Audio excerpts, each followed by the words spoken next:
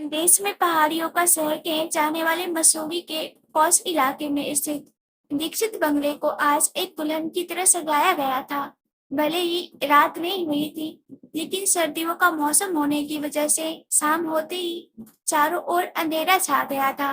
रोशनी से चमकता हुआ दीक्षित बंगला सच में किसी महल जैसा लग रहा था। दीक्षित बंगले के आंगन में शादी का मंडप सजा हुआ था। बस अब बारात आने की देर थी। दुल्हन के पिता वासुदेव दीक्षित खुद ही शादी की सारी तैयारियां देख रहे थे। वे नहीं चाहते थे कि उनकी बेटी की शादी में कोई भी कमी रह जाए, क्योंकि यह उनके घर का पहला फंक्शन था। आज उनकी बड़ी बेटी की शादी थी। वासुदेव दीक्षित जी मसूरी के एक जाने माने बिजनेसमैन थे। उनके परिवार में 3 ही बच्चे थे। उनकी पत्नी का कुछ साल पहले कैंसर की वजह से डेथ हो गया था। उस समय उनकी बड़ी बेटी 16 साल की थी, जबकि उनके जुड़वा बच्चे बेटी अतिका और बेटा अधिक 12 साल के थे। पत्नी के गुजर जाने के बाद पूरे 10 साल बाद उनके घर में इतनी खुशी का मौका आया था। इसलिए एक पिता होने के नाते वासुदेव जी हर काम को ध्यान से कर रहे थे। वासुदेव जी पंडित जी द्वारा बताए गए काम को ध्यान से कर रहे थे, तभी उनके कानों में बैंड बाजी की आवाज पड़ी। साथ ही आसमान में आतिशबाजी से पूरा माहौल रोशनी से भर गया। सबको समझ आ गया कि बारात अब पास ही आ गई है। यह सुनते ही वासुदेव जी ने जल्दी से अपना काम पूरा किया और घर के अंदर तैयार होने चले गए। जब तक बारात बंगले के दरवाजे तक पहुंची, तब तक वासुदेव जी तैयार होकर उनके स्वागत के लिए गेट पर पहुंच चुके थे। दुल्हन की मां अब नहीं थी, इसलिए वर के स्वागत की जिम्मेदारी भी वासुदेव जी ने खुद निभाई। पंडित जी जो कहते गए, वासुदेव जी वैसा करते गए। सभी रस्में पूरी करने के बाद उन्होंने अपने होने वाले दामाद को मंडप तक ले जाकर बैठाया। वर के पीछे पूरी बारात भी मंडप में आ गई। फिर पंडित जी ने शादी की आगे की विधियां शुरू की। इसी दौरान बंगले की ऊपर वाली मंजिल पर एक कमरे में एक लड़की तैयार होकर बैठी थी। वो इंतजार कर रही थी कि कब उसे नीचे बुलाया जाएगा। करीब 5 फुट 9 इंच लंबी, गोरी रंग की, गोल चेहरे वाली, हल्की हरी आंखों वाली लड़की थी। उसके लंबे मुलायम काले बालों की सुंदर चोटी बनाई गई थी, जिसमें ताजे लाल गुलाब लगाए गए थे। उसने लाल रंग का लहंगा चोली पहना था। सिर पर लाल दुपट्टा और एक सफेद नेट का दुपट्टा कंधे पर ओढ़ा था। गले में सोने का चोकर हार, हाथों में लाल सफेद चूड़ियां, चेहरे पर हल्का मेकअप, माथे पर मैचिंग बिंदी और मांग टीका। सचमुच बहुत सुंदर लग रही थी। दोनों हाथों में मेहंदी लगी थी, जिसका रंग बहुत गहरा आया था। लड़की कोई और नहीं बल्कि वासुदेव जी की बड़ी बेटी श्रीनिका थी। श्रीनिका अपने कमरे में सहेलियों के साथ बैठी थी। उसकी एक छोटी बहन थी, लेकिन दोनों के बीच हमेशा मनमुटाव रहता था। इसलिए छोटी बहन शादी को लेकर ज्यादा उत्साहित नहीं थी। वहीं उसका छोटा भाई जर्मनी में पढ़ाई कर रहा था। छुट्टियां न मिलने की वजह से वो भी शादी में नहीं आ सका। सहेलियां श्रीनिका को छेड़ रही थी, हंसी मजाक चल रहा था। तभी वासुदेव जी कमरे में आए उसे नीचे ले जाने के लिए, लेकिन जैसे ही उन्होंने अपनी बेटी को दुल्हन के रूप में देखा, उनके कदम दरवाजे पर ही रुक गए। यह सोचकर कि उनकी लाडली अब कुछ ही घंटों में किसी और की हो जाएगी और अपने ही घर में पराई बन जाएगी। वासुदेव जी की आंखों में आंसू आ गए, लेकिन अपनी बेटी की आंखें नम न हो इसलिए उन्होंने अपने आंसू रोक लिए और उसके पास जाकर खड़े हो गए।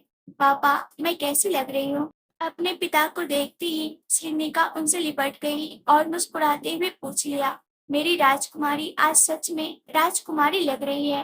किसी की नजर न लगे मेरी लाडो रानी को। वासुदेव जी ने श्रीनिका को अपने सामने खड़ा किया। उसकी आंखों में लगा काजल लेकर कान के पीछे नजर का टीका लगाया और मुस्कुराए।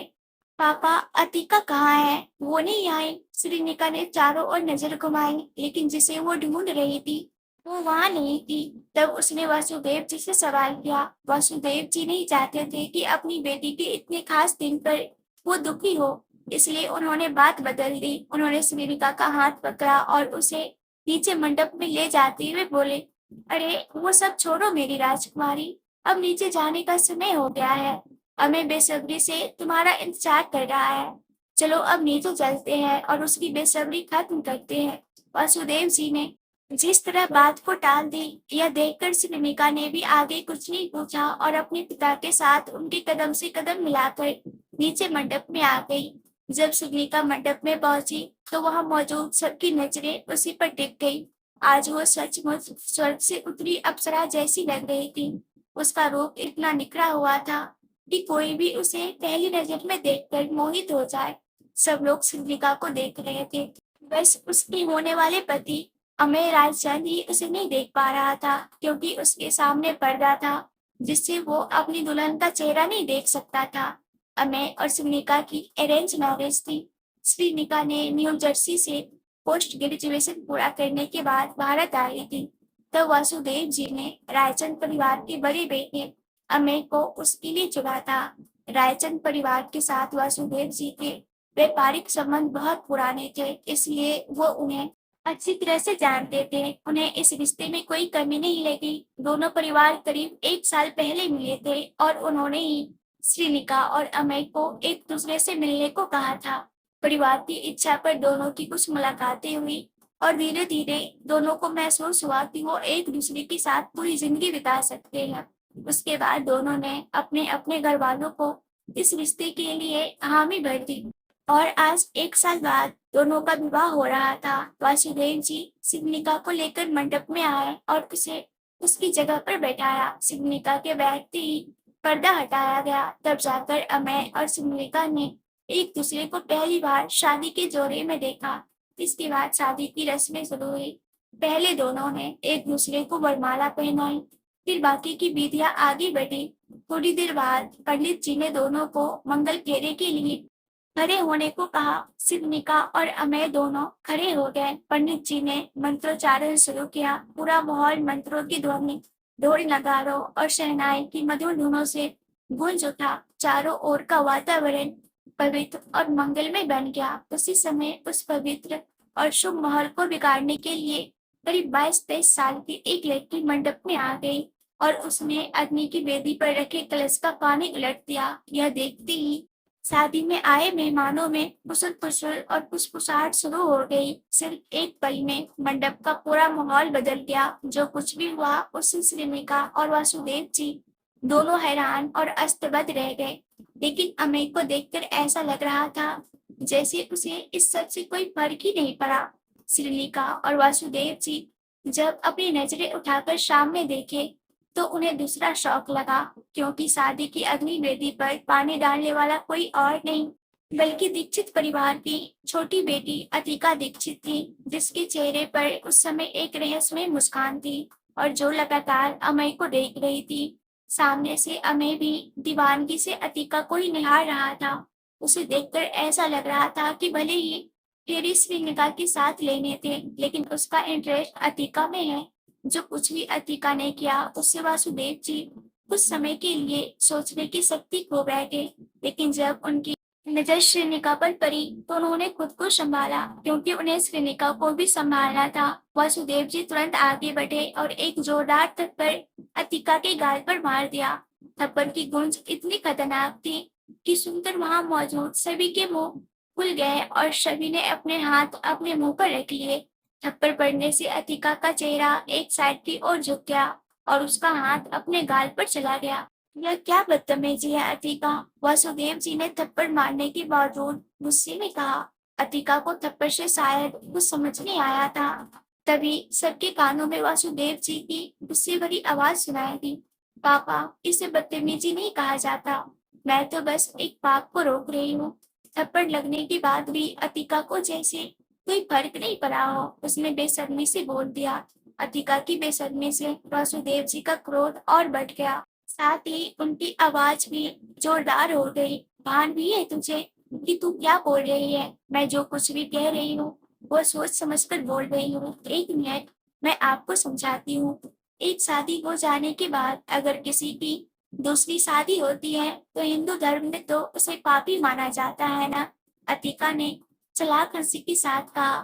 फिर भी वासुदेव जी को उसकी कोई बात समझ नहीं आई। अतिका अपनी जगह से उठी और अमेय और श्रीनिका के पास जाकर उनका गठबंधन तोड़ दिया। इतना ही नहीं, उसने वह गठबंधन अग्नि की वेदी में फेंक दिया और साथ ही श्रीनिका को भी धक्का मार दिया, जिससे वह जमीन पर गिर गई और उसका सिर मर के ठोकने वाली जगह से टकराया। जिससे उसके माथे से खून बहने लगा।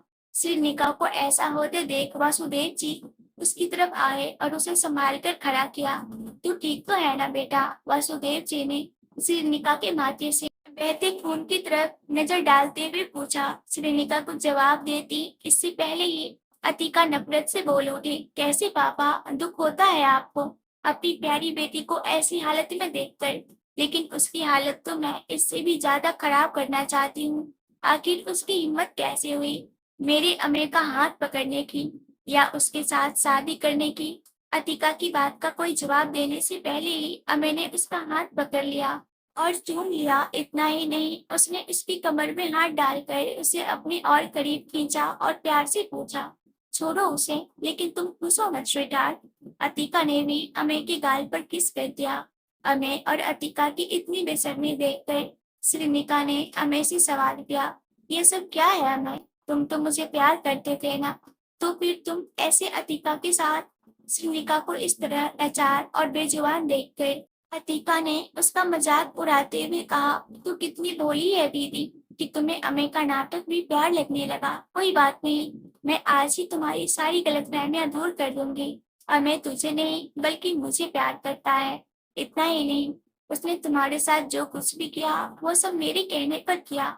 अतिका के मुंह से अपने पाप की कहानी सुनकर वासुदेव जी जो सुनिका को संभाल कर खड़े थे शांत नहीं रह पाए। उन्होंने अपना गुस्सा कंट्रोल नहीं किया और आगे बढ़कर फिर से अतिका पर हाथ उठाया, लेकिन वह थप्पड़ अतिका को पड़ने से पहले ही अमे ने वासुदेव जी का हाथ पकड़कर झटका दिया, जिससे वासुदेव जी खुद को संभाल नहीं पाए और गिर पड़े। अपने पिता को जमीन पर गिरते देखकर सिग्निका उनको बचाने के लिए आगे बढ़ी, लेकिन अतिका ने उसका हाथ पकड़कर उसे रोक लिया। सिग्निका ने अपना हाथ छुड़ाने की बहुत कोशिश की, लेकिन अतिका ने उसका हाथ इतनी मजबूती से पकड़ा कि उसके हाथ की उंगलियों पर लाल निशान पड़ गए, लेकिन वह अपना हाथ नहीं छुड़ा सकी। तुम्हारी हिम्मत कैसे हुई मेरी पत्नी पर हाथ उठाने की? अमय ने गुस्से में वासुदेव जी का अपमान करते हुए कहा। अमय के मुंह से अतिका के लिए पत्नी का संबोधन सुनकर वासुदेव जी और सन्निका को दूसरा शौक लगा। पत्नी? श्रीनिका को अभी भी विश्वास नहीं हुआ, इसलिए खुद को यकीन दिलाने के लिए उसने एक बार बड़बड़ाया। श्रीनिका भले ही धीरे धीरे बोल रही थी, लेकिन अतिका उसके नजदीक ही खड़ी थी, इसलिए उसने श्रीनिका के शब्द सुने और मजाक उड़ाती हुई बोली, हाँ जी पत्नी, वो भी आजकल से नहीं बल्कि 2 साल से हूँ। अतिका के मुंह से यह सच सुनकर श्रीनिका टूट गई, लेकिन उसे उसके सवालों के जवाब चाहिए थे, लेकिन अतिका से नहीं बल्कि अमय से, और इसलिए उसने अतिका को एक धक्का मारा ताकि अपना हाथ छुड़ा सके, और हुआ भी वही। धक्का लगते ही अतिका के हाथ से श्रीनिका का हाथ छूट गया। हाथ छूटते ही श्रीनिका अमय के पास आई और उसका कॉलर पकड़ते हुए उसकी आंखों में गुस्से से देखते हुए पूछा, क्यों अमय, क्यों? मैंने तुम्हारा क्या बिगाड़ा था कि तुमने मेरे साथ इतनी बड़ी गेम खेली? अरे मैं तो तुमसे प्यार करती थी, तो फिर तुमने मेरी भावनाओं के साथ ऐसा खेल क्यों खेला? और अगर तुमने अतिका से 2 साल पहले शादी कर ली थी, तो फिर तुमने मेरे और मेरे पापा की भावनाओं को चोट क्यों पहुंचाई? लेकिन अमय को जैसे कोई फर्क ही नहीं पड़ा। वह बाद में चुपचाप खड़ा रहा। उसने सिलिका के एक भी सवाल का जवाब देना जरूरी नहीं समझा, लेकिन अतिका चुप नहीं रही। उसने अपने शब्दों में करवाहट भरकर सिनिका के सवालों का जवाब देते हुए कहा, दीदी मेरे पति को दोष देना बंद करो, इसमें उसका कोई दोष नहीं है, और मैंने जो कुछ भी किया वो मेरे कहने पर किया। मैंने अमे से कहा था कि यह सब करने के लिए।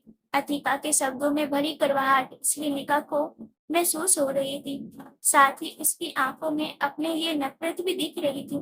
सिनिका बस आश्चर्यचकित होकर अतिका को घूरती रही। इतना ही नहीं, वो यह समझने की कोशिश भी कर रही थी कि अतिका जो कुछ भी कह रही है उसका मतलब क्या है।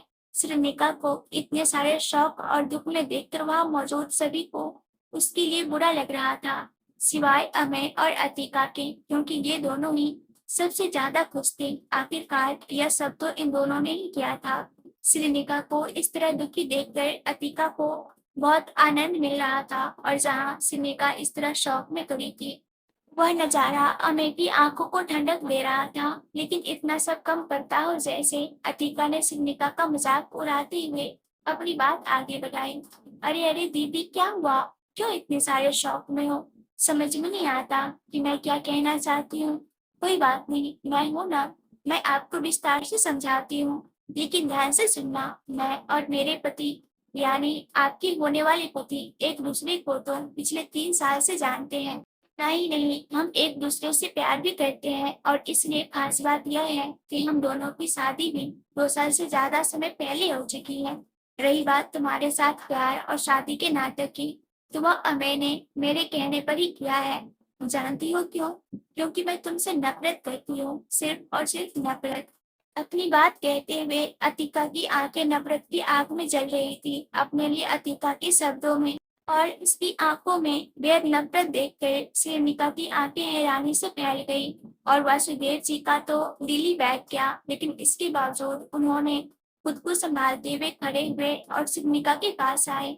सिरनिका की आंसुओं से भरी आंखों को देखकर उन्हें भी गहरा दर्द महसूस हुआ। अतिका की नफरत सिरनिका पचा नहीं पा रही थी, और शायद इसीलिए ही आज उसके मुंह से वह शब्द निकल गए जो वह कभी बोलना नहीं चाहती थी। अतिका, इतनी सारी नफरत तुमने अपने दिल में मेरे लिए क्यों भर रखी है? क्यों? अरे मम्मा के जाने के बाद कम उम्र में मैंने तुम्हें और अधिक को अपने बच्चे की तरह संभाला है। क्या तुम वह सब भूल गई कि तुम्हें या अधिक को किसी कठिनाई में ना पड़े? इसलिए मैं सारी मुश्किलें सहती रही। बोलते समय भी सिरनिका की आंखों से आंसू बह रहे थे। अतिका के सवालों का जवाब अतिका ने नफरत और गुस्से में दिया। ओ, तो तू इसे एहसान मानती है, लेकिन तू कान खोलकर सुन ले, मेरी नफरत आज भी नहीं है, बल्कि सालों से मैंने उसे अपने दिल में बसा रखा है। जानती हो क्यों? क्योंकि घर की बड़ी बेटी होने के कारण तुम्हें हमेशा मुझसे ज्यादा मिला, और जब मैंने मांगी तो मुझे मना कर दिया गया, या वह चीज मुझसे छीन ली गई। फिर पापा का प्यार हो, या मम्मा और दादा दादी के अंतिम समय में उनके पास रहने की बात, या विदेश जाकर पढ़ाई करने की, हर मामले में तुम्हें ज्यादा से ज्यादा मिला और बाकी बचा अधिक को मिल जाता, जबकि मेरे हिस्से में कभी कुछ आया ही नहीं। और इसलिए जब मुझे अमेय मिला, तब मैंने तय कर लिया था कि मैं तुम्हें यह एहसास भी दिलाऊंगी कि जब हमारी चीजें छीनी जाती हैं तो कैसा महसूस होता है। और अब एक सबक भी दूं, तुम्हारी शादी अमेय के साथ हो, इसलिए मैंने ही नरेन अंकल के कान में यह बात भर दी थी, क्योंकि हमें पता था कि नरेन अंकल पापा से तुम्हारे और उनके भतीजे यानी अमेय की शादी की बात करेंगे, तो पापा अपने दोस्त को नानी कह सकते। इतना कहते हुए अतिका मक्कारी से हंसने लगी। सिरनिका का अपमान और रितिका के दिल में उसके लिए नफरत वासुदेव जी सहन नहीं कर पाए, इसलिए उन्होंने अतिका को चुप कराते हुए उठ खड़े हुए। चुप, बिल्कुल चुप। ध्यान रहे, अगर आगे एक भी शब्द बोला तो जो कुछ भी तू श्रीनिका पर आरोप लगा रही है, उसमें 1% भी सच्चाई नहीं है। मैंने या तुम्हारी मम्मा ने कभी तुम्हारे प्यार में भेदभाव नहीं किया। और रही बात तुम्हें विदेश ना भेजने की, तो तुम्हारी जानकारी के लिए बता दूं कि तुम्हारा हेल्थ मौसम बदलते ही बिगड़ने लगता है। उस समय तुम्हें अकेले विदेश भेजना एक पिता के लिए कैसे संभव है? और तू क्या चाहती थी कि मैंने तुम्हें मम्मा और दादा दादी के अंतिम समय में उनके पास नहीं रहने दिया? तो तुम्हारी जानकारी के लिए बता दूं कि जब तुम्हारी मम्मी मरने लगी थी, तब तुम ही स्कूल पिकनिक पर चली गई थी। मैंने तुम्हें बहुत समझाया था, लेकिन तुम मेरी एक बात भी नहीं सुनी। और दादा दादी के मौत के समय तुम खुद ही तबीयत खराब होने के कारण अस्पताल में थी। तो इन सब बातों के लिए श्रीनिका को दोष क्यों देती है? वासुदेव जी ने उसके हर आरोप का जवाब अतिका को उसकी ही भाषा में दिया। लेकिन कहा जाता है कि सबका कोई और औसत नहीं होता, वैसा ही कुछ अतिका के साथ भी था। सालों से उसने अपने मन में जो नफरत की दुनिया बसाई थी, वह अपनी बहन के लिए एक ही पल में नहीं टूट सकती थी। वासुदेव जी के इतना समझाने के बावजूद भी अतिका कुछ समझने के लिए तैयार नहीं थी। उसके लिए तो उसकी ही सोच सही थी, और इसलिए वह अपने पिता का अपमान करने से भी नहीं रुकी। आप तो अपनी बेटी का ही पक्ष लेंगे ना पापा, क्योंकि हमेशा वही तो आपको प्यारी लगती है, वही तो आपके लिए इम्पोर्टेंट है। बाकी मेरा क्या है? मैं तो आपकी जिंदगी में कहीं भी कोई अस्तित्व ही नहीं रखती। वासुदेव जी के इतना समझाने पर भी जब अतिका को समझने को तैयार नहीं हुई, तो आखिरकार अंतिम उपाय के रूप में उन्होंने सभी के सामने जोर से बोला, इनफ इज इनफ अतिका।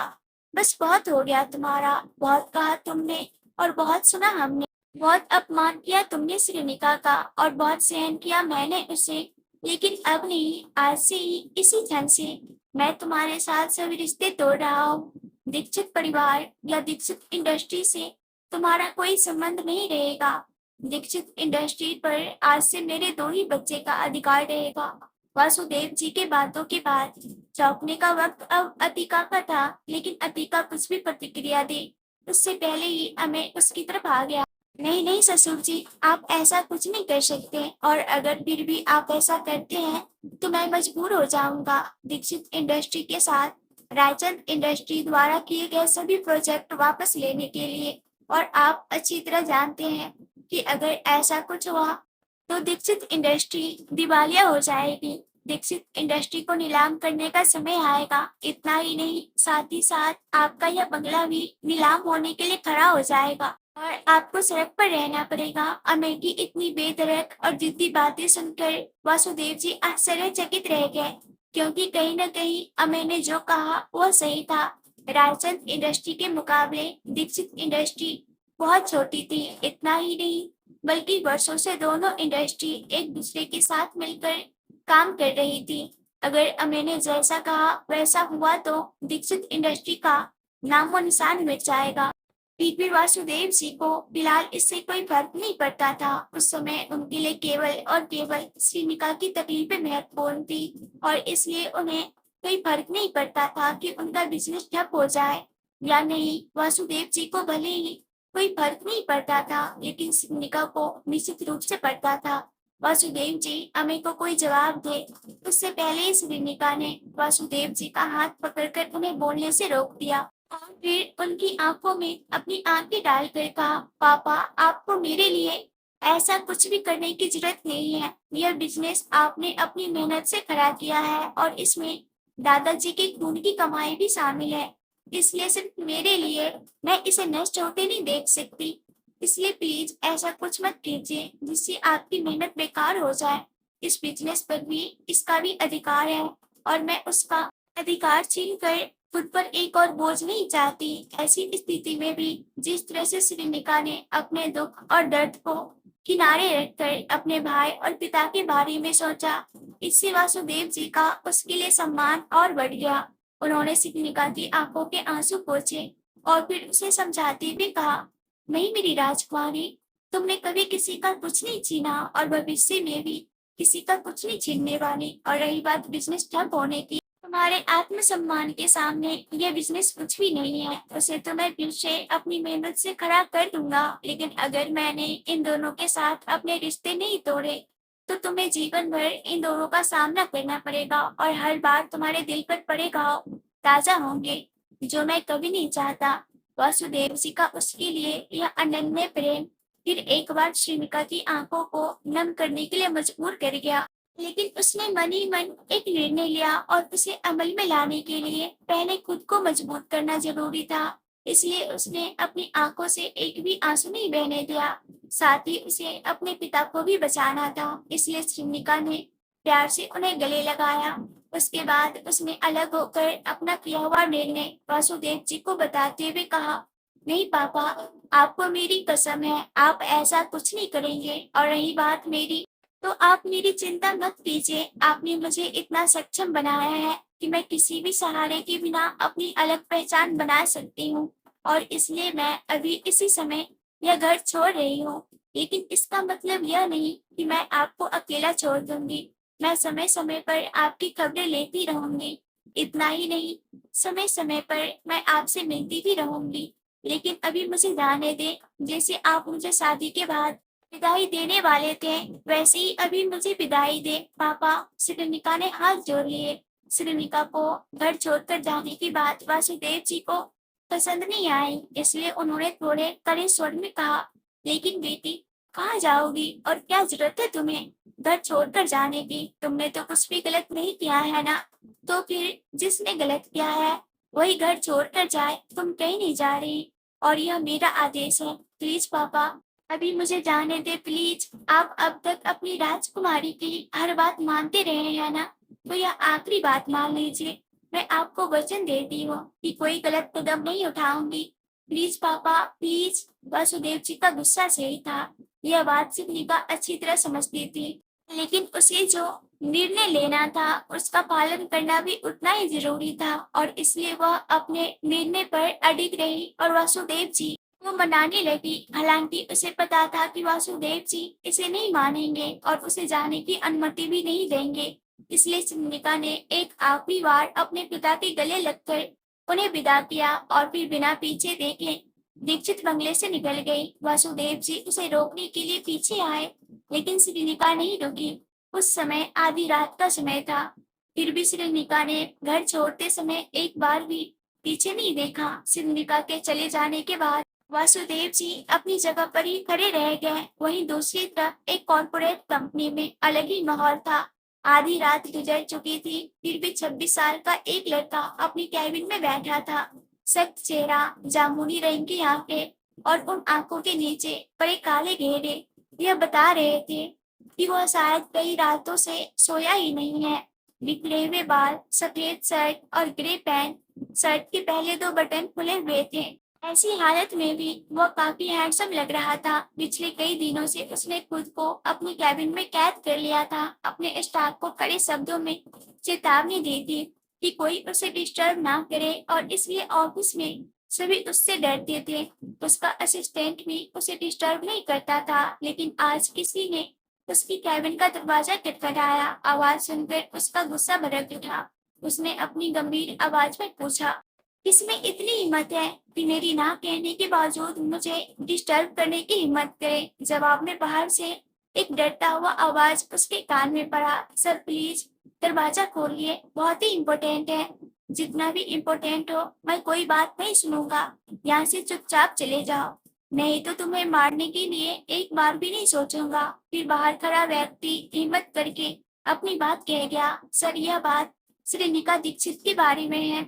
आप लोगों को इस कहानी का फर्स्ट पार्ट कैसा लगा, प्लीज कमेंट्स करके जरूर बताइएगा, और इस वीडियो को लाइक एंड शेयर जरूर कर दीजिएगा।